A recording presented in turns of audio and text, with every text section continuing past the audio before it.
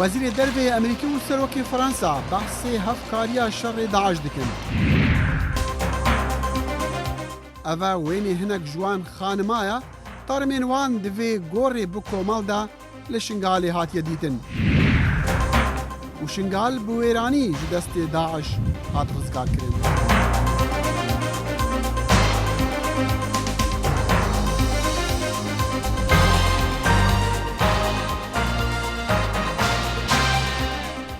سڵاوێن گەرم و بخێر هاتن تەماشاکردنا کورد کۆنەکشن. کورد کۆنەکشن لە بەشی کوردی دەنگی ئەمریکاوە ئامادە دەکرێت و ڕاستەوخۆ لە کەناڵی NRTەوە پێشکەش دەکرێت. بۆ سێم ڕۆژی لەسەر یەک فڕۆکە جەنگیەکانی فەرەنسا بردومانی مۆڵگاکانی ڕێکخراوی دەوڵەتی ئیسلامیان کردووە لە سووریادا و سەرچاوەکانی هەواڵ لە فەرەنساوە دەڵێن چەند کاتژمێرێک لەمەوبەریش وەک وەزیری بەرگری فەرەنسا ئاماژەی پێکردووە دە فڕۆکەی جەنگی وڵاتەکەی بردومانی شاری ڕەققە دەکەن کە بە شوێنێکی سەرەکی دەوڵەتی ئیسلامی دادەنرێ. تونندڕەوان لە شاری ڕەققە لە هەوڵی تۆکمەکردنی هێڵی بەرگری خۆیاندان بۆ ڕێگەگرتن لە شیانی هەر هێرشێک کە بکرێتە سەریان لە دەمێکدا هێرشە ئاسمانیەکان هەروە دێ و زۆرتر و قورستریش دەبن. وەزارەتی نێوخۆی فەرەنسا دەڵێت هێزەکانی ئاسایشی فەرەنسا شەوی ڕابردوو 128 هەڵمەتی هەڵکتانە سەر و پشکنینیان ئەنجامدا. شەوی پێشووتریش پۆلیسی فەرەنسا هەڵمەتی گەڕان و پشکنینی ئەنجامدا و 23 کەسیان دەست بەسەر کرد و هەروەها قەدەغەی هاتنە دەرەوەیان لە ماڵ لە پتر لە 100 کەس کرد. دەسەڵاتدارانی فەرەنسی دەشڵێن بە دوای کەسی دووهەمی هەڵاتوودا دەگەڕێن ئەوەی ڕاستەخۆ دەستی لە هێرشەکەی پاریسدا هەبووە. حوت هێرشبەر ئەو شەوە لە هێرشەکاندا کوژران، سییانیان لە دەوروبەری یاریگەی نیشتیمانی و سییانیان لە کۆنسەرتی باتەکلان و یەکێکیش لە چێشخانەیەکی نزیک کۆنسەرتەکە. دەسەڵاتدارانی فەرەنسی و بەلژیکی فرمانی دەستگیرکردنیان بۆ سەلاح عەبدولسەلام دەرکردووە، ئەوەی کە براکە یەکێک بوو لە نێو هێرشبەران لە بەلژیکاش لێ کۆڵینەوە و گەڕان بەردەوامە لەبەر ئەوەی پلانی ئەم هێرشانی پاریس لەوێ داڕژرا بوون. الدول التي تشارك في الحملة الصليبية لا بڵاوکراوەیەکدا گروپی دەوڵەتی ئیسلامی بەرپرسیارەتی هێرشەکانی پاریسی گرتە ئەستۆ. بەر لەوەی ئەم گروپە بەرپرسیارەتی هێرشەکان بگرێتە ئەستۆ، فرانسوا ئۆلاندی سەرۆکی فەرەنسا ئۆباڵی هێرشەکانی خست بۆ ئەستۆی ئەم گروپە. ئەم جەنگە لەلایەن سوپای تیرۆریستی داعش و سوپای جیهادیەوە لە دژی فەرەنسا ئەنجام درا. هەتا ئێستا فەرەنسا دووجار هێرشی ئاسمانی چڕی کردوتە سەر ڕقەی پایتەختی دیفاکتۆی گروپی داعش و فرانسوا ئۆلاند بەڵێنی داوە بێبەزەیانە لە داعش لە سووریا بدات. نەک تەنها پشتیوانی فەرەنسا بۆ ئەم هێرشانە کرا، بەڵکو جیهانیش ئامادەی خۆی بۆ پشتیوانیکردنی حکومەتی فەرەنسا و گەلە خەمبارەکەی پیشانداوە. لە دەمی جەنگی جیهانی دووهەمەوە فەرەنسا کارەساتی وا گەورەی بەخۆوە نەبینیوە. وەزیری دەروی ئەمریکا لە سەردانی سێشەمەیدا بۆ پاریس پشتیوانی وڵاتەکەی دەربڕی. پرسە و سەرخۆشی سەرۆک ئۆباما و ئەمریکایەکان پێشکەش بە سەرۆکی فەرەنسا دەکەم، هەروەها سوپاسی دەکەم بۆ کاردانەوەی بە پلەی خۆی بۆ هاوڵاتیانی فەرەنسی.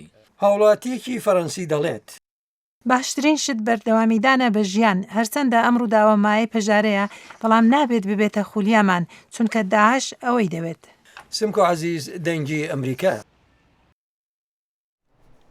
براک ئۆباما سەرۆکی وڵاتە یەکگرتووەکانی ئەمریکا لە کۆبوونەوە لوتکەیەکەی وڵاتانی کۆمەڵەی 20دا لە تورکیا وتارێکی پێشکەش کردو هەروەک چاوەڕوان دەکرا هێرشە تێرۆرکاریەکانی ڕۆژی هەینی کرانە سەر پاریس لە فەرەنسا باڵی کێشا بوو بەسەر وتارەکەی سەرۆک ئۆبامادا.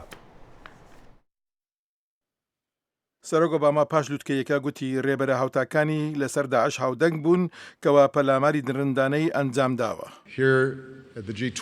وڵاتەکانمان لێرە لە کۆمەڵی 20 پەیامێکی ڕوونیان ڕاگەیاند کەوا ئێمە دژی ئەم هەڕەشەی یەکگرتووین. داعش ڕووی شەڕە، هەروەک چەند جار وتومە ئامانجمان لاوازکردنیان و لە ئاکامدا لە ناوبردنی ئەم ڕێکخراوە تیرۆریستە دەڕەندەیە.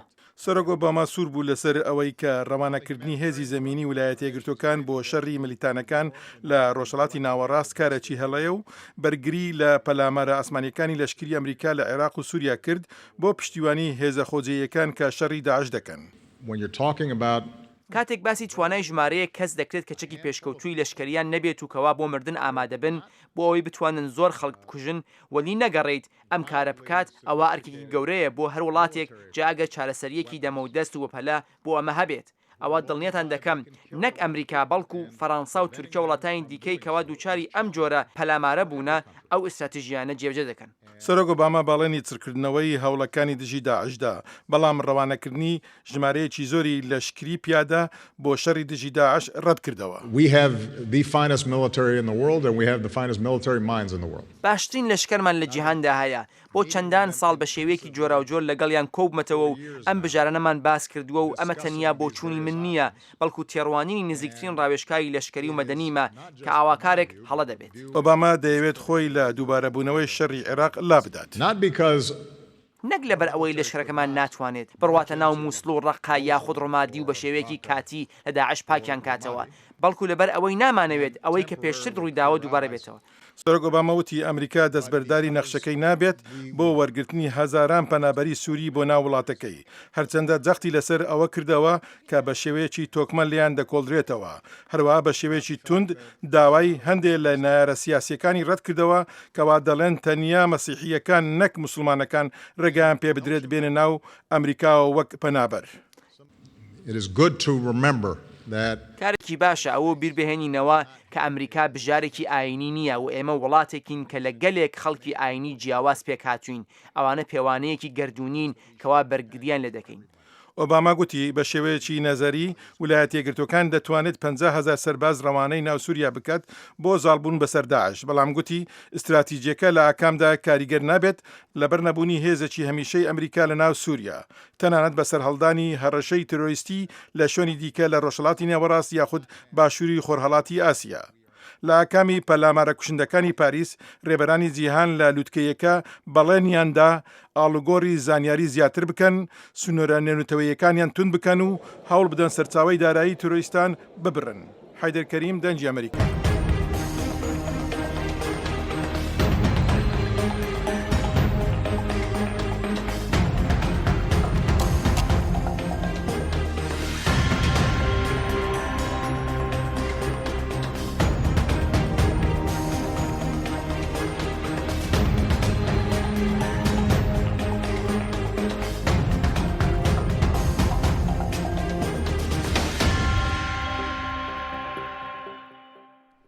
پترێش ساڵێک و سێمەهان باژارێ شنگالی مەیدانا شەڕی جیهانیە لە دژی داعش دەهان جارە فڕۆکن هەف پەیمانە ملیتانین vê کۆمەڵا ئیسلامی دناف باژاردا بۆم بارانکردنە نەهاژی باژار بوێرانی ڕزگار بووە و خەڵکی وێ بهیڤیا ئالیکاریە ji بۆ ئاوادانکردنê.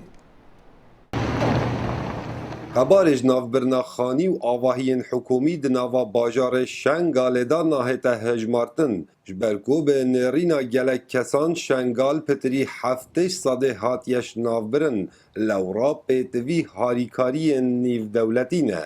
Ez wekû xwe bexşek ev demeke dirêj e em tihawilînin heke em merkezê qeda Şingal em ji destê van tîrora derînin ma şikriş Xwedê ev berî di rojaya biryara Cenabê Serok merkezê qeda Şingal bilkamil hata rizgarkirin layê pêşmergê qehreman ve lêba piştî ke em hatîn mixabin ez mixabinî ve edbînim piştî ke em hatîn maxwa berdaya Şingal û ma Şingal dîtî vî hicmê demar mixabin çû binayet pêk ve nehêlayîna dawayrêt hikûmî hemû ji binî hatîna xwar vêga vê divê piştî rizgarkirinê pişekî cihatê belediya bên rastî harîkariyekê ji xelkê Şingal re bikin û ji hikûmeta xelkê Şingal re bikin û harîkariya Cenabê Qaymeqaym bêtekirin û harîkariya van dawayrêt hikûmî hemû bêtekirin hemû bizîvirin da heyat weke berê vegeriyê Şingalê. Rom hatin Şingalê ji bo rizgarkirina Şingalê ji bo miletê Kurd destek bi eva çeta tîş di Şingalê nehêj Şingalê hemû berdî berdan kir tade li birê me kirin û tade wekû dibêje ehlê Şingalê gelek bû malê wa talan kirin ya Ereba talan kirin ehlê Şîa talan kirin. Ji layekê dî ve cihên pîrozên ayînê êzdiyan gişt hatîne xerabkirin ji layê çekdarên Daeş ve her wesa cihên Şîa mezheban wekî Merqedê Seyîde Zeynep. Şêxmendî xera kirîne, Şêx Hesenî xera kirîne, ya Grêgew xera kirîne.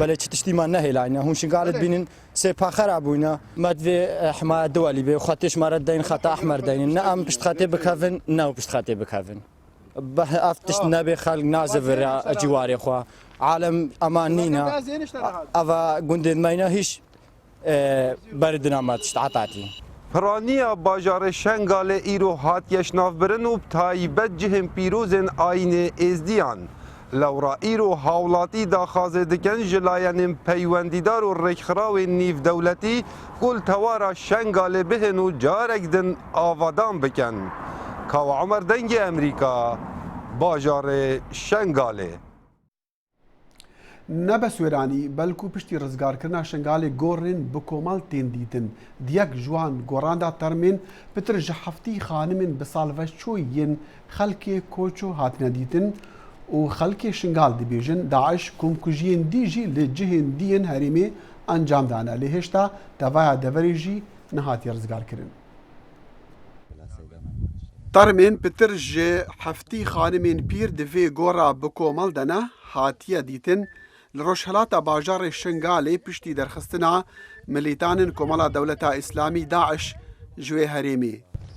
Xelkê gundê Hatimiye dibêjin ew gora kesûkarên bi emirdeçoyên wan yên gundê Koço ne. Daeş ew ji mêr û zaro û keçên xort cuda kiribûn û di vê korê de gullebaran kirine. Mirad Berces yekem kes bû bigehte ser wê gorê. Piştî vê rizgarkirinê em çûne wî mewqeî ma hinek mustemsikat li cêwan de dîtin yê xelkê mebûn. Xelkê Koço bûn. Şê xwîşkên min jî li wê meqberê de ne xaltîkên min û peşmamên min hemiyên min in. Ededên me yî ke em zanin çend ditkê min yê hemrê çêl salî û heta 70 salî teqrîba heftî û heşteka heftî û pênceka heta vî hedûdiye. Rizgarbûyên gundê Koço û kesûkarên wan li gundên dor û ber dibêjin dîtina termê wan bêgunnehan ku tevaya wan xanimên pîr in ji wan re mirinekdî bû. Ev gor hat dîtin piştî rizgarkirina Şingalê ji aliyê hêzên Kurdan ve bi alîkariya firokên hevpeymanan piştî sala ku sêmehan ji girtina devera Şingalê ji aliyê Daeş ve Daeş bajar talan û wêran kiriye. Li destpêka girtina Şingalê li sê meha heşt ya sala 2014 Daeş bi sedan mêr û xortên êzdiyan li kolan û li deştan kuştin û zarok û xanimên xort wek koleyan li bazarên Musul û Reqqayê firotin. Çalakvanên êzdî dibêjin hêşta pitir ji 3000 keç û zarokên wan di destê Daeş de mane. Di vê gorê de li nêzik Solax xanimên xelkê gundê Koço ne lê li gora agehiyên xelkê herêmê Daeş komkujiya herî mezin li dorûberên gundê Koço bi xwe encam dane lê hêşta gund nehatiye rizgarkirin.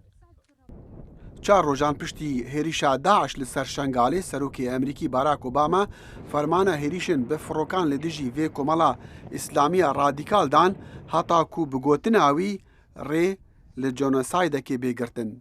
Karbidestên herêmê rê nedane xelkê nêzîkî vê gora bi komal bin û terman jê derêxin çunku ew bawer dikin ev nîşan û belgeya ku ew tawanên Daeş li dijî kêmaniya oliya êzdiyan kirîn genosayda.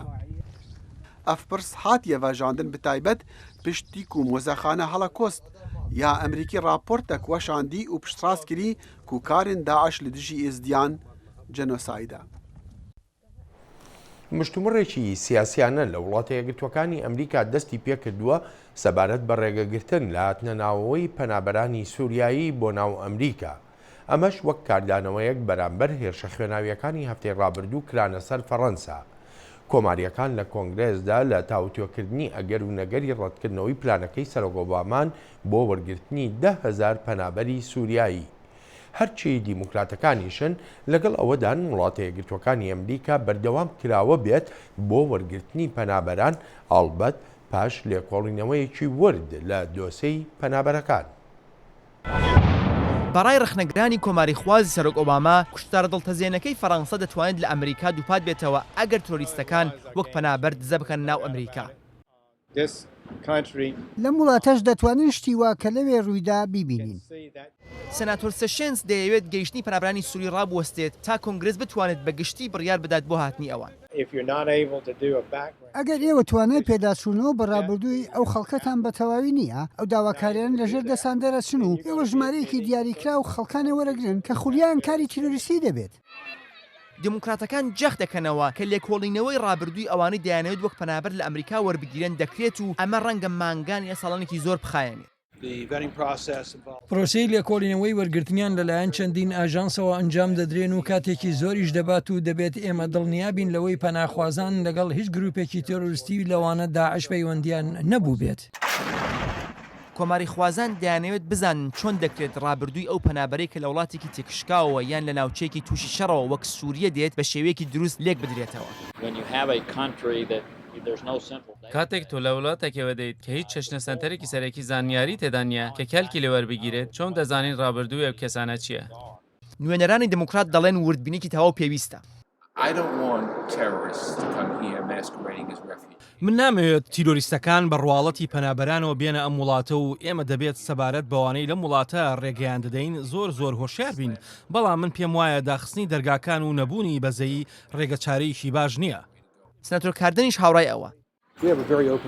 ئێمە کۆمەڵگەیەکی زۆر کراوەمان هەیە، ئێمە ڕێگە نادین تێرۆریستان سەرکەوتوو بنیان شێوازی ئیدارەکردنی وڵاتەکەی ئێمە بگۆڕن. ئەم بابەتە سەرنجێکی زۆر لە دەرەوەی واشنگتن بۆ خۆی ڕادەکێشێت. زیاتر لە 20 فەرمانداری کۆماری خواز و تویانەکە ئەوان نایانەوێت پەنابرانی سووری لە وڵاتەکانی خۆیاندا وەربگرن. شاهد عەلەوی، دەنگی ئەمریکا. ماوەیەک لەمەوبەر یەپەگە و یەپەژە و هەندێک لە یەکە سەربازیەکانی لەشکری ئازادی سووریا هێزێکی نوێیان ڕاگەیان بە ناوی هێزی سووریای دیموکرات. حەقی کۆبانی فەرماندەی یەپەگە دەڵێت ئەم هێزە سەربازیە نوێیان نییە و ئەزمموی پێشتری هەیە و لە دیمانەکەیدا لەگەڵ زانا عومەر پەیامنێری دەنگی ئەمریکا باسیش لەوە دەکات پێکێنانی ئەم هێزە لەسەر بنچینەی پەیوەندیەکانە و دەشڵێت ئازادکردنی شارۆچکەی هۆڵێ دەستپێکی ئۆپەراسیۆنە لەشکریەکانی هێزی سووریای دیموکراتە. هۆلێ پارگەها سەرەکەیە داعشê ya dawî li başûra kantona Cezîrê hate rizgar kirin. Yekîniyên parastina gel û hêzên hevkarên wê bi navê Hêza Sûriyaya Dîmokratîk piştî 14 rojan bû ji şer û pevçûnên pir giran holê rizgar kir. Balaferên koalîsyona navnetewî derbeyên pir giran li ser dirêcahiya operasyonê li armancî Daişê bombabaran dikirin.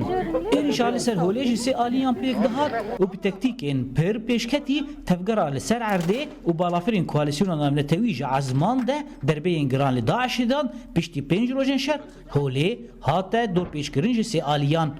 O du roja çardan de rolê hate rizgarkirin. Operasyona yekê ya Hêza Sûriyaya Dîmokratîk bi rizgarkirina gola Simok ya gola Xatûniyê û bi rizgarkirina holê bi dawî dibe.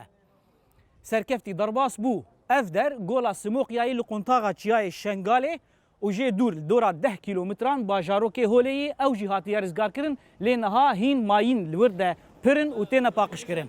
اف كتر روجا چاردادا هزين سوري ديمقراطيك اف حمله دس بي كربون اف حمله جديد اساسي خودش بورز گار کرنا هرم شنگالي بو حوالا روجا چاردادا قريبون به هرم تمامي خبن كنترول خود هرم اولي اساس بشگرتيا داعش خطاوي امداد جبه هرم دس بي كرش وليج بحلا خاتونيه بشتي جو اف هرم كدست هزين سوريا ديمقراطيك دا ماندوره گپر مزن لسر شنگالي كر وشنغالي حوالي علي شنغالي قريب مخن من كنترول اخذ وجست داعش رزقار بكم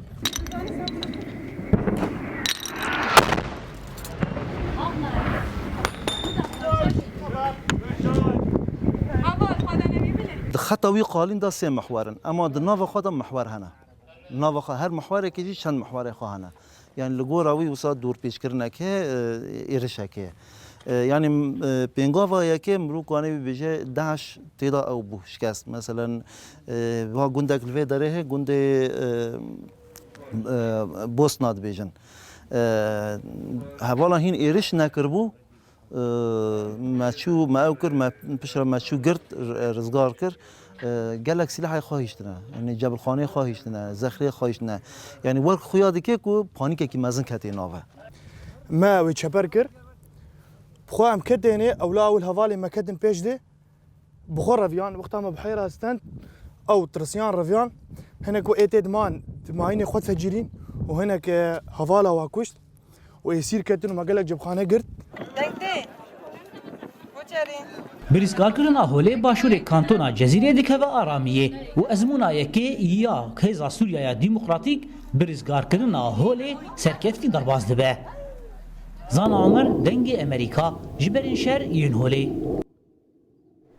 قالوا شوازي برنا خوسريات ديمقراط كو لهرم الكردان لسوريا هاتي دانين دي سركفتي با لهرم عربان لسوريا بأمنيري دنگي أمريكا لكوباني محمود بالي أفبرس جسروكي كوباني أنور مسلم كريا لبيشي أو جيد برسا باورياوي تشيا لهمبر جيفينين باليكاريا نتوين إقرتي لجنيفاتين كرن جبو ديتنا تشارة سريك سياسي جبو روشا سوري نه جوین کوارن چه کردن جبوی سکناندن شهر و جبو چهار سری جبو سوری دبی پیوست همو کس تدا بشتار ببن جبر ویجی اما اگر اف گاون که تن آوتن جبو سکناندن شهر جبو و گراندن کوچبری وکری و بریا کانتونا کوبانی و دهندر کوردیناسیون روز آوادا اما ام ارینی لیدنیرن و اموی دستک دادن جبوی که اف پرسکر کاوره چهار سر کردن و هیوین ما که همو هزن کل سر عرضه هزن دموکرات که هندر واد جوینه که تن چه کردن جبو پرسکری که سوری چهار سر ببه. لگور هزن درفتن دست ودا وندکارن و به پروژه خواهی خسریات دموکرات در باسی هریمن سوریه دینه بکنن یعنی بین وقت درزور وقت راقا هریمن تایبت هریمن عرب یعنی پر بحث به سر آگاندن گوا خسریات دموکرات تایبت آکردانه.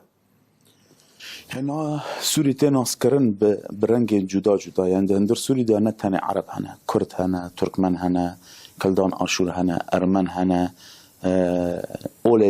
اولن خريستيان هنا ازيدي هنا تفي مسلمانان اجبر ويجي يعني او رنگ كنها ام استراتيجيه مدى هي رنگ وكافي ديمقراطيج بو سوريا گشتي كو هر هرم كان به بخوا تمثيل خواب که دهندر سازی خدا دهندر پارلمان خدا دهندر یک سوری دا يعني وكي بار رژیم بعث تن نتوا عرب اساس بگیره و اولا مسلمان اساس بگیره و بارتيا كي اساس بگیره طبعا عيني ويجي نها شوفينيا ايكو هندر معارضه سوريه اللي خود گرن تجد ابونا وين رژیم بعث تن اوجي كسيد دروي عربا قبول ناكن كسيد دروي خا قبول ناكن نتاودن هنا هما خسريات ديمقراطيك نتاون تدا جيان دكن يعني نتاون لهرم خسريات ديمقراطيك وكي عرب وكي كرد وكي تركمن وكي ارمن وكي سريان اولدن خريستيان جان شنو خاطر دا گرتي با وكي وك هف ريفبريا خود به هرمدا انجام في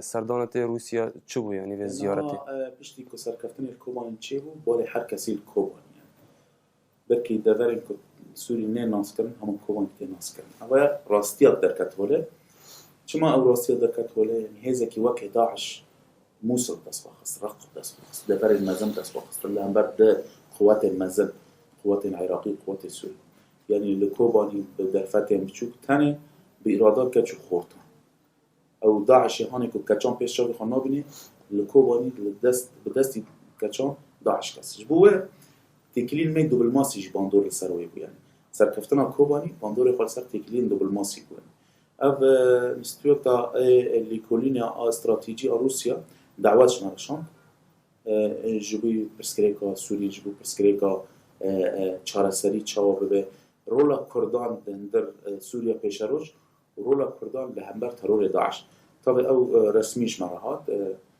پشتی که امشون حاضر بون او کنفرانسا بالناوی پرسپکتیو چکرنا کوالیسیونه کی ناونتوی دجی داعش نجبر کوبانی جی باشه کی گرینگه جوه جبوه شینو خاطر دکر نونر کردان دندر روسیا دا سازی و ریخستن هیئت دا حاضر بود ام نونر کانتون دا حاضر بود هفسرو که هيئة حاضر بو برز آسي عبدالله هفديتنا مي فرمي هات دندس بيكره بجيجر وزير كاري دربار برز ميخائيل بودانوف ما بيرات شيكر مع تكاسكر وبهابر امجيشتن انجام والسوري ريبازن وارد شارع سركر ريبازن سياسي ريبازن دايست عندنا نا ريبازن الشعب يعني جبر ويجي دبين هنا تكلين دا أسطا بلند حالي السياسي دا دبين هفكرن شبه يعني حتى رو جاهيرو مبوان ناس كرن دا حتى رو جاهيرو نه سیستم بعث و نه اپوزیسیون کردان قبول نه زمان کردان قبول جبر وجهی که ذهنیتا درس رابه ام وقت خساریا دموکراتیک تکوشین مجبور سوریا دموکراتیک و بردوام بکه کسی کردان قبول نکه امش قبول نکنه. خۆشەویستانم درێژەی ئەم وتوێژە لەسەر ماڵپەڕی بەشی کوردی دەنگی ئەمریکا دەبینن. زۆرێک لە پسپۆڕانی سیاسی لە وڵاتە یەکگرتووەکانی ئەمریکا لەو بڕوایەدان استراتیژێتێکی نوێ پێویستە بۆ چارەسەرکردنی قەیرانی ناوخۆیی سووریا بە شێوەیە کە پێکهێنانی لەشکرێکی نوێ بۆ ئۆپۆزیسیۆنی وڵاتەکە بەشێکی بێت و هەروەهاش ڕێگەگرتن لەوەی شەڕی ناوخۆی سووریا زیاتر پەرەپسەنێت بۆ وڵاتانی ناوچەکە و لە وەتای قەیرانی سووریا دەستی پێکردووە نزیکەی 5 ساڵ لەمەوبەر وەک سەرچاوەکان ئاماژەی پێدەکەن زیاتر لە 250,000 کەس کوژراون. هاوکاتی هەروە دێو نزیکبوونەوە لە پێنجەمین ساڵیادی شەڕی ناوخۆی سووریا هێشتاش چارەسەریەکی بنچینەیی بۆ ئەم قەیرانەی وڵاتەکە لە ئارادا نییە.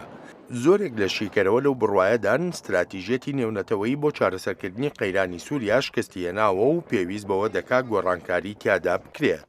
What I come to for Syria is a model that says that what we're going to need to do کاتێ دێنە سەرباسی سووریا ئەوەی پێویستە بیکەن پێکێنانی لەشکرێکی نوێی ئۆپۆسیۆنی سووریایە پێویستە لەشکێکی ڕاستەقینە بێت لەشکرێکی گەورە و متمانە پێکراو بێت و لەشکرێک هێندە باش بێت کە بتوانێت لەگەڵ یارمەتی هێزی ئاسمانی ئەمریکادا بەرامبەر ڕژەمی سووریا و بەرامبەر دەوڵەتی ئیسلامیش بوەستێتەوە. بەڕێز پۆڵاک دەڵێت لە سووریادا پێویست بە هێزێکە کە وەک دامەزراوەیەکی نیشتیمانی لە وڵاتەکەدا کار بکات و ئەرکەکەی بنیادنانی دەوڵەتێکی نوێی سووریا بێت.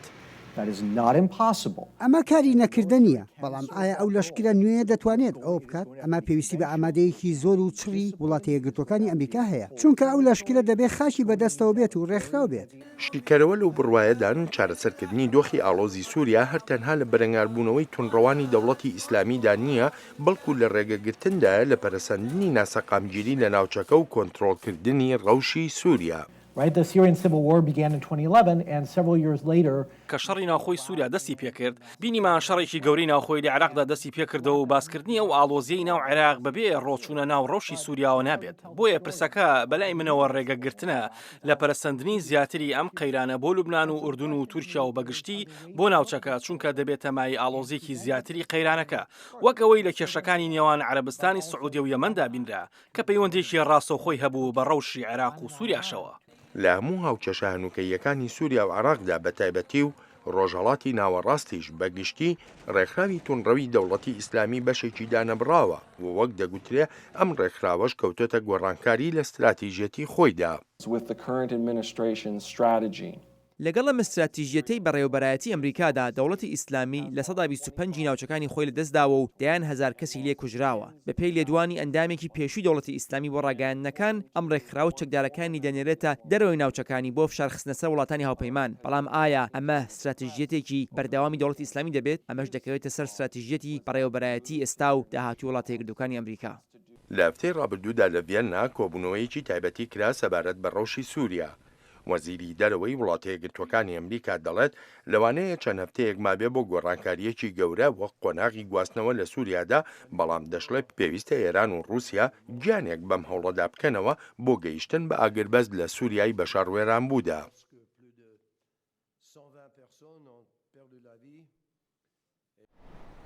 چەند ڕۆژێک لەمەوبەر حکوومەتی تورکیا ئەو قەدەغەکردنی هاتوچۆیی هەڵگرتووە کە بۆ ماوەی 12 ڕۆژ لەسەر شاری فارقین دای نابوو. پامنەری دەنگی ئەمریکا خەجیجان فارقین سەردانی شارەکەی کردووە و با پێکەوە بزانین دانیشتوانی ئەم شارە چۆن باسی ڕەوشی خۆیان دەکەن. قەدەخەل سەر فارقینەیە ڕۆژە دۆزدەیاندا هاتراکردن.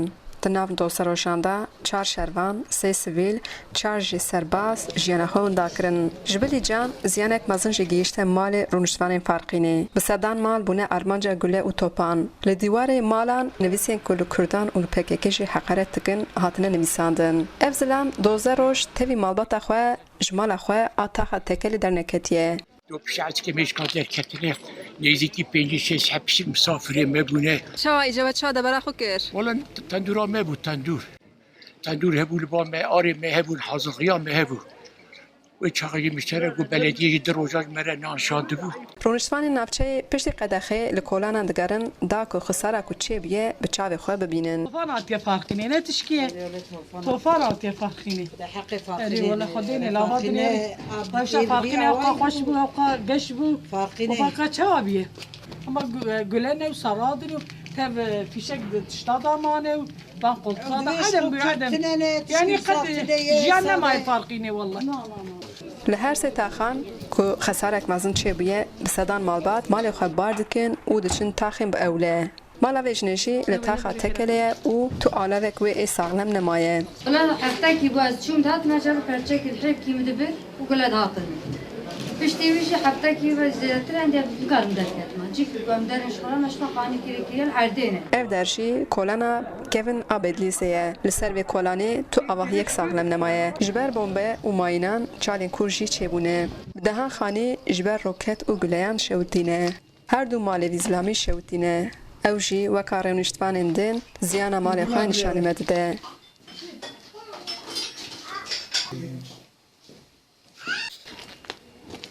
زيادة شو تبي تسوي؟ التسوي وانا ديتي قبل ما شلت شهر صالح يعني من ذي التسوي وانا ديتي يكون فيها وشيء سبيه ما بين صالير سبيه مجمرة مدة جديدة ويبغوا خانية ما خرجنا أثيش سبيه وخرا بيجم شيء يعني كلام سبيه خوين مرة سبيه كدار جيكي كوس بدار مثلا ملت بريشان يعني از هي تيسا تشوش كجبي على رات إنسان كده بهتر دورم ده هنا دو وقت ولا ده بيقول مالا ده من كوني كار بندر كتنا هنا رجع ولا يشمع ده سكرم ده مالا ولا بزور ما خلاص كم ده كم كده هجای بیرخصنه کود بازده مها حشتا لفرقین انگل سلیوانه مجلسا گل خسری اعلان کربو باسکن جوانان امپک که گوکا یه دگه هتیم بناف کرن لکولانان خندکان کولان او چک هلگرتن لهمبر هزن اولکاریه دناف چار مهندا لفرقین شش جاران قدخا درکتنا کولانان هات اعلان کرن ولایت بشه اف چالاکین ترورینه قدخا درکتنا کولانان اعلان دکن اندامن یه دگه بگرن خججان فرقین دنگ امریکا فرقین و هێریشن پاریسی جیهان هەژاند حکوومەت بەری گەل و ملەتان حیبەتی مانەکە چاوە کۆمەڵا دەوڵەتە ئیسلامی داعش دکارە وان ڕەنگەکاران جەرگی ئۆرپادا ئەنجام بدا دەوێ راپۆرتێدا ئاسۆ جەبار پێداچوونێ دیکە کا چاوە داعش ژی عێراق و سووریا ڕوو دکە ئۆرپا و کا چاوە بە میدیایە جیواکی ژەهراخوا بەڵاو دکە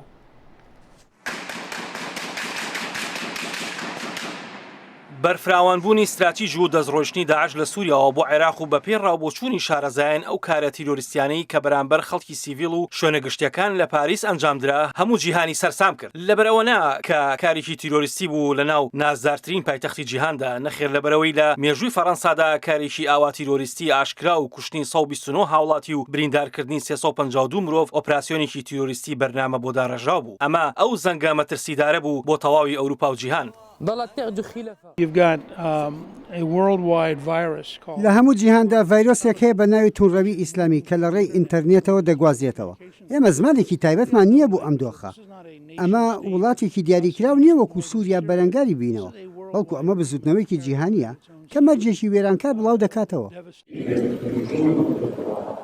ئەم کردەوە تیرۆریستیە وەک کارەساتێکی گەورە هەموو ئەوروپا و تێکڕای جیهانی سەرسام کرد و خەمێکی گەورەی بەجێهێشت کاری جیهادیە تیرۆریستیەکان و هێزە تەکفیریەکانی دنیا کاریان کوشتن و تۆقاندنە لە ئاستێکی بەرفراوانی کۆمەڵایەتی و میدیایی و حکومیدا تەنها پاریس غەمگین نییە تەواوی جیهان غەمگینە نیویۆرکیش کەوتە ئامادەباشیەوە بۆ خۆ ئامادەکردن بۆ هەر پێشهاتێکی ناچاوەڕوانکرا و هەر کردەوەیەکی تیرۆریستی شوێنە گەشتیاری و گشتی و فەرمیەکان کە ڕەنگە ببێتە ئامانجی داعش زیاتر هێزی پۆلیس و ئاسایش و ئامادەباشی بۆ دابین کراوە بەڵام ئایا ئەم خۆ ئامادەکردنە پۆلیسیە بەسە بۆ بەرگرتن لە هەر کارەساتێکی وەک 11 سپتەمبەر ISIS promotes a Salafi jihadist takfiri worldview. داعش هەڵمەتی بزوتنەوەیەکی ئیسلامی جیهادی و سەلەفی و تەکفیری دەکات وەک جیهانبینیەک بۆ جیهان کە خاوەنی هێزە لە چەند شوێنێکدا بەڵام ئەمانە ژارن پێویستە لە بەرەکانی جەنگ ڕیشەکێش بکرێن بە شێوازێکی فیزیکی بە چەک و هەروەها پێویستە ئایدۆلۆژیەکەشیان لە ناوبەرین لە ڕێی بەرەی جەنگی ئایدۆلۆژیەوە واتە لە ڕووی میدیایی و بڵاوکراوە و لە ڕێی وتاری پیاوانی ئاینی و مزگەوتەکانەوە لك يوما بإذن الله هەڕەشەکردن لە ئەمریکا و تەواوی جیهان پاش کردەوە تیرۆریستەکانیان لە پاریس بە تایبەتی هەڕەشەکردن لە سەرجەم وڵاتانی هاوپەیمان کە لە دژی داعش لە جەنگدان ئەم پەیامانە هەوڵێکی گەورن بۆ تۆقاندنی خەڵکو و سەر لە شێواندن و پەکخستنی ڕوبەرە شارستانی و فەرهەنگیەکان و گەورەکردنی بەرەکانی جەنگ. بەڵێ هێزە کوردەکان بە دڵنیاییەوە جەنگاوەری مەزنن پێویستە ئەم هێزانە بەرفراوان بکەین کە پێکهاتبێت لە زۆرترین گروپ و خەڵک بۆ بەرەنگاربوونەوەی داعش. زۆرێک لە شارەزایان پیان وایە دەبێت داعش لە ناوچە دیاریکراوەکانی خۆیاندا لە ناو ببرێن و ڕیشەکێش بکرێن. ئەمریکا و رووسیا و وڵاتانی ئەوروپا ئومێدێکی گەوریان بە هێزە کوردیەکان هەیە. هێزی پێشمەرگە و شەڕوانان بە پانتایی سەدان کیلۆمەتر لە جەنگێکی گەورەدان بەرامبەر داعش. تا ئەو ڕۆکە هەزاران چەکداری داعشیان کوشتووە و سەدان گوند و ناوچیان لەژێر دەسەڵاتی داعش پاک کردوتەوە. بەڵام جیهان لە بەردەم جەنگێکی گەورەدایە. ئاسۆ جەبار، دەنگی ئەمریکا. شەڕ civakên sivîl wêran dike û avakirina civaka sivîl di herêm welatên şer têda gelek bi zehmet e. Her çawa be eger şer wan civakan paş bêxe lê çalakvan nahêlin ew civak wêran bin. Tevaya Sûriyê bûye meydana şer. Lê çalakvanên weka mêvanê min niha li Stodiyê Kadar Şêxmûs bêhîvî nebûne û her hewla didin ji bo geşekirina jiyana sivîl li welatê xwe. Kadar bi xêr hatî. Cara duê tu tê dengê Amerîka bîvan. Civaka sivîl tu kar buwarê karê te civaka sivîl e. Rêxistiya we li Qabiş û li Amûdê diçin cihayê tu li Antabê dimînî. Alîkariya civaka sivîl çawa tê kirin ji bo nê wêran kirin. Sûriya şer tê de. Ew 40 salî civak hatibû civakekî girtî bû sendîka û rêxistinên karkeran rêxistinên siyasî jî bi nav de partiyên Kurdî qedexe bûn. Rêxistinên û saziyên zimanên Kurdî jî her wer qedexe bûn. Piştî vî şerê got dest pê kir û piştî 2004 serhildana Qamişlo hin rêxistin dest pê kirin rêxistinên xortan xwedan hev meselê kultûrî dibêtir meselê siyasî jî kar kirin. 2011 de guhertin çêbû. Piştî vê guhertinê me dî wek xort ne tenê em wek şar gelek grûpê din xortên din rêxistinên civaka sivîl çêkirin got bêtir piranî meselê zêdekirina û geşepêdana a aborî û civakî geş bikin û li ser kar bikin. Şar ev 2 salin em kar bikin. Şar rêxistiya navê rêxistiya we şar ya geşepêdanê. Ya geşepêdanê min ji bîr kirin behsê kim wa govarek jî heye bi navê şar hûn derdixin çend govara şar. Îca şar karê wê çi ye? Çi dike divê divê rewşa ku şer tê da hemû Sûriya bûye meydana şer û wêraniyê. Ûnî karibin çi bikin heta civaka xwe biparêzin. Şar ev 2 sal em kar dikin.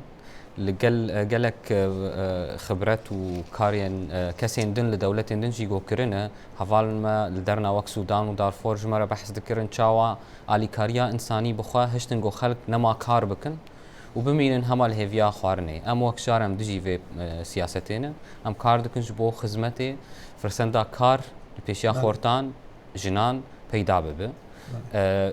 Pêre pêre kovara şar ew bi Kurdî û Erebî ew li ser meselên mafê jiyanê konseptên demokrasiyê bi giştî behs dike kurtûkên din wek ya di dest de sistemê hilbijartinan Sûriya dikin yan behsê giştî dikin. Em behsa giştî dikin çi sistemê hilbijartinan li dinyayê heyî me dest pê kir bi vê programê ji bo xelk got sibe guhertin li Sûrî çêbû zanime bê çi sistemê bixwaze hîn berî got dengê xwe bide li ser çi sistemê pêban bike ev jî dibe alîkar ji bo partiyên û kesên siyasî jî got bêtir bizanibin îro demokrasiya liberal çawa mafitên peyda kirin. Alîkariya we tî kirin.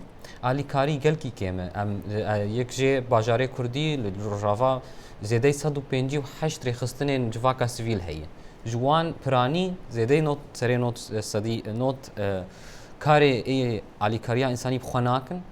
Tef civaka sivîl kar dikin mixabin hikûmeta Amerîkî serî de 2014 de kêmî serê sedî di do daye vî varê xistinan alîkariya ku alîkariya giştiya nîvê Sûrî ne tenê ne giştî Sûrî êgo di destê ne di destê rejîma Sûriyê de ye her ew jî ev polîsîn hatê guhertin ev ez li vir bûm me zex te kir gelek rêxistinê me din jî zex dikin rewenda Kurd hinekî jî alîkar bû me re di vir de got ev siyasetwarê guhertin ez diha ez karim bêm ev siyaset hat guhertin هاتگوتن یعنی چا علیکاری ویاکاری وگر باجاری کرد باشه دل عن تابی پنابرین سوری بترد ترکیه را در باز داریم و نهاکی شیک مازن جهانی چی بیا ل مثلا پنابرادا ترکیه کار چی بکه یعنی اون کار چی بکن جبو چا به درد سوریا بشکی بکن مثلا پنابران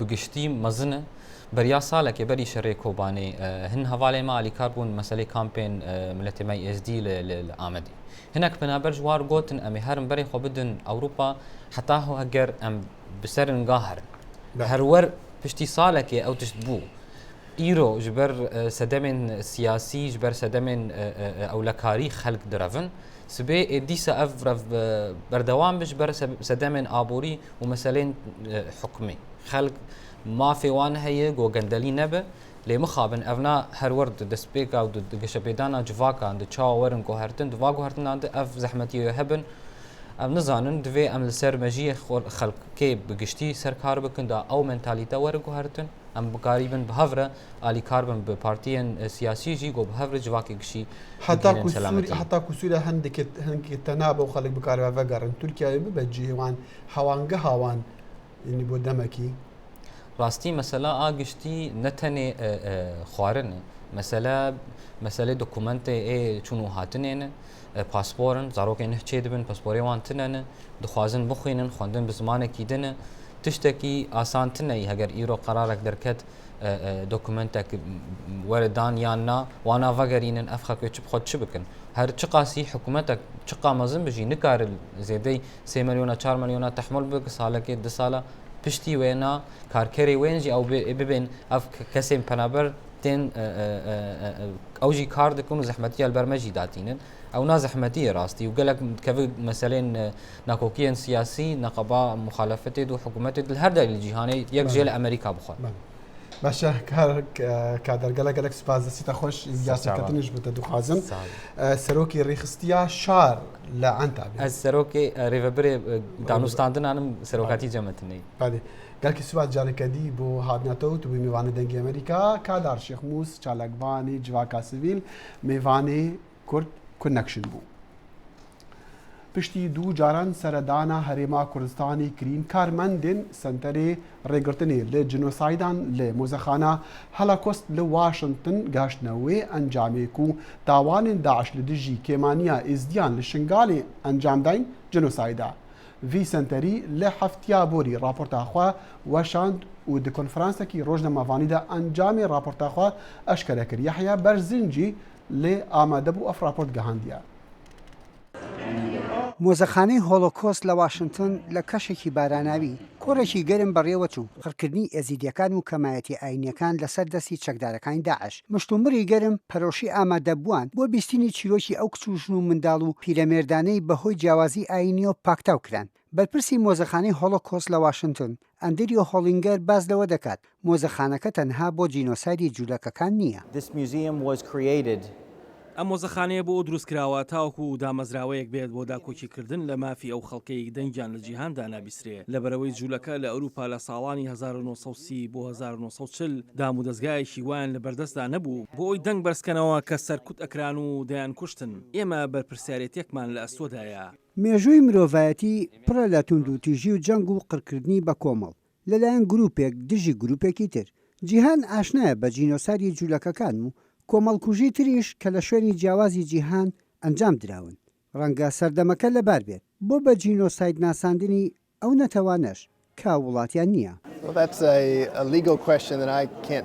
ئەوە مەسەلەیەکی یاساییە من ناتوانم قسەی لەسەر بکەم ئەوەی دەتوانم قسەی لەسەر بکەم ئەوەیە حکومەتی ویلایەتە یەکگرتووەکانی ئەمریکا وەڵامی کارە درڕندەیەکانی داعش دەداتەوە بەوەی کە هاوبەندێکی 65 وڵاتی کۆکردوێتەوە ئەمەش بۆ بەرپەرشدانەوەی هاوپەیمانانی داعشە ئەوەی بەسەر ئێزیدەکاندا هاتووە بۆ ئەم سەردەمەی ئێستا نامۆیە لە کاتی باسکردنی ئەو چیرۆکانە نیگای ئامادەبووان گۆڕانی بەسەردا دەهات چیرۆکەکانی یاریدەدەری مۆزەخانەی هۆلۆکۆست نۆمی کیوکۆلەر باسکردنی سەردانی مەیدانی خۆی بوو لە کوردستانی عێراق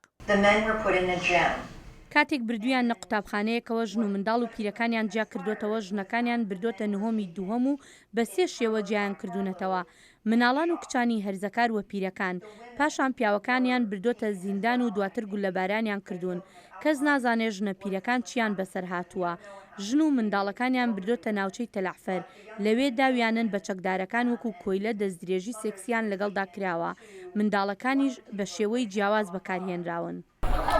ئێزیدەکان بەلایەنەوە ئەوەی دەرهەقیان کراوە جینۆسایدا هەموو هەوڵەکانیشان بۆ ئەوە ئەدەن.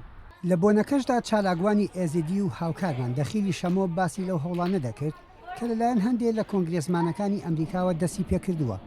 لە کۆنگرسی بەرنویسین بڕیارە هەناژ بۆ ناساندنا کارên داعش لە دژی ئێزدیان وەکە جنۆسایدی.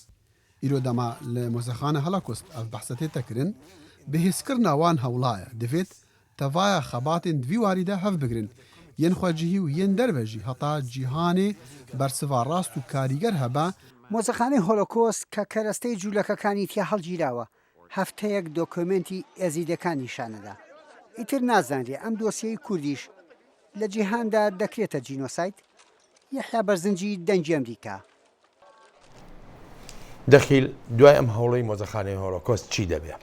هەوڵین هەندێنەک و ئەف مەسەلا جنوسایدا ئێزدیان ببە بە مەسەلەکە قانونی و یاسایی چونکو گەلک هەوڵتێنەکردن هەموو ئاستان ئاستی عێراقی هەریما کوردستانی لە دەرڤە لە یەکەتیا ئەوروپی لە دادگەها نیفنەتەوەی یاتاوانە و لە ئەمریکا و کۆنگرسی ئەمریکیشدا ئەوجا ئەو هەوڵ ببن بە هەوڵەکە یاسایی. سپاس. عزیزانم پاش خۆپیشاندانەکانی ئەم ماوەی ڕابردووی هەرێمی کوردستانی عێراق هێزە ئاسایشیەکان لە هەردوو پارێزگای هەولێر و دوهۆک پامنێران و کارمەندانی هەردوو کەناڵی KNN و کەناڵی NRT کە ئەم بەرنامەی دەنگی ئەمریکا ڕاستەوخۆ لێوەی پەخش دەکرێت دەردەکەن. وەک ژیار محەممەد پامنێری دەنگی ئەمریکا لە راپۆرتەکەیدا ئاماژەی پێدەکا ڕۆژنامەوانە دەرکراوەکان بە هیوان ڕێگەیان پێ بدرێتەوە تا بگەڕێنەوە ناوچەکانی خۆیان بۆ ڕووماڵکردنی ڕووداوەکان. تا ئێستا ژمارەیەک ڕۆژنامەنووسی سنووری پارێزگای هەولێر و دوهۆک کە بە خۆیان دەڵێن دەربە دەرکراون و ئاوارن لە شاری سلەیمانی ماونەتەوە و ڕێگایان پێنادرێت بگەڕێنەوە لە سنووری ئەو دوو پارێزگایە کار بکەن.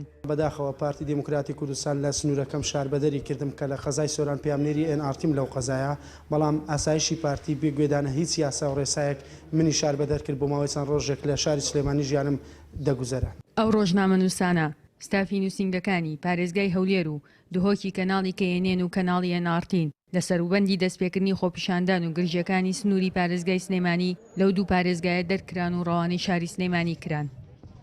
ئاسایشی قەزای چۆمان هاتنە سەرماڵمان و وتیان تۆ ڕۆژنامەنووسی و لە کەناڵی KNNیشەکەی نابێت لە سنوورە کارکەوی بچیتەوە سلەیمانی وتم ئەی وەرەقی دادگای شتێ یانێکی ئێوە چۆن نەتوانەوە فەرمانەکەی وتیان ئێمە فەرمانە ئێمە خۆمان دادوەر و دادگای وڵاتین و ئەو فەرمانە لە سەروی خۆمانەوە پەیمانراوە. ڕۆژنامەنووسەکان دانیشتووی سنووری پارێزگاکانی دوهۆک و هەولێرن و ئێستا لە هۆتێلەکاندا لە شاری سلەیمانی دوور لە ماڵ و حاڵی خۆیان ژیان بەسەر دەبن. حاڵین ماڵی ئەمە لە سۆران بەڵام من خۆم ئاوارەی سلێمانی بووم لێرەش لە ڕەوشێکی یعنی نامرتاحدا یعنی هەرچەندە برادرانی ئێرە ڕێزی کتابەتیان لەگرتین بەڵام هەر دەرونیان مرتاحنی لەبەرەوەی لە شوێنی خۆ دوورکاتەوە بەبێ سەبەب و بەبێ هۆکار. سنتەری میترۆ بۆ پارێزگاریکردن نەمافی ڕۆژنامەنووسان دەرکردنی ئەو ڕۆژنامەنووسانە لە شارەکانی خۆیان لەسەر کاری ڕۆژنامەنووسی بە پێشێلکردنی مافی مرۆڤ پێش مافی ڕۆژنامەنووسان دەزانێت. داوامان کردو هەموو بگەڕێتەوە دۆخی ئاسایی خۆی لەوانش گەڕانەوەی NRT و KNN و گەڕانەوەی ڕۆژنامەنووس و میدیاکارەکانیان بۆ ناو کەناڵ و بۆ شوێنی خۆیان. ئێستا چەند جۆرێ پێشێلکاری بەرامبەریان کراوە هەر وەکو ئینسانیش کە لە شوێنی خۆیان هەڵکەنراون هێناون بۆ شارەکانی تر و شوێنی کاریان نەماوە و دوور خراونەتەوە لە عایلە و دوور خراونەتەوە لە ژینگەی خۆیان و هەم پێشێلکردنی مافی پیشەییشیانەوە بۆ ڕۆژنامەنووسان. لە بەرامبەردا پارتی دیموکراتی کوردستان پاساوی خۆی هەیە بۆ داخستنی نووسینگەکانی ئەو دوو کەناڵە لە سنووری دەسەڵاتیدا. پەیوەندی بۆ پەلەمەردانەوەیە کە پەلەمەری بارەکانی پارتی دراستەوەنی ئەو میدانش بە پرسانە مامەڵیان نەیەکرێت هی ڕۆژنامەنووسیان نەیە پاراست بە نەفەسێکی فەوزا کاریانە کرد پارێزی بۆ ڕێگرتن لە فەوزا ناچار و بارەکەکانیان بۆ ماوەیەک داخ ڕاست نییە ڕۆژنامەنووس دەست نەکراوە بەس نووسینگەی کەناڵەکان دەکراوە ڕۆژەکە لە خۆیان نەگیرەوە باوڵاتێ مارسی حایەتی ڕۆژنامەکان. لە ڕۆژی دەیدەوە ئۆفیسەکانی کەناڵی NRT و کەناڵی KNN لە سنووری پارێزگاکانی هەولێر و دوهۆک لەلایەن ئاساییشەوە داخرا و ڕۆژنامەنووسەکانی دەستگیر کران و لە بازگەی دێگەڵە ئازاد کران و ڕەوانەی شاری سلەیمانی کرانەوە. سەرەڕای ناڕەزایەتیەکان تا ئێستا ژنووسینگەکانی ئەو دوو کەناڵە لە شاری هەولێر و دووهۆک داخراون و ڕێگە بە ڕۆژنامەنووسەکانیان نادرێت کاری ڕۆژنامەوانی دەستنووری ئەو دوو پارێزگایەدا ئەنجام بدەن. ژیار محەممەد، دەنگی ئەمریکا، سلێمانی. بهیڤیا دەمێن خۆش ئەمێ لە ڕۆژە هەینی جارەکە دی بگەهین دیدارەوە تەماشەبان هێژا هەتاوی دەمی هەموو دەمان هەر شاد و بەختەوەر بوون دەکارن بەڕنامێنما لەسەر ماڵپەڕێن دەنگی ئەمریکا و دەنگی ئەمریکاژی تەماشە بکەن هەروەساژی لەسەر فەیسبووکی دەنگی ئەمریکا. شەباش هەر لە خۆشییا جەتان بێڵین.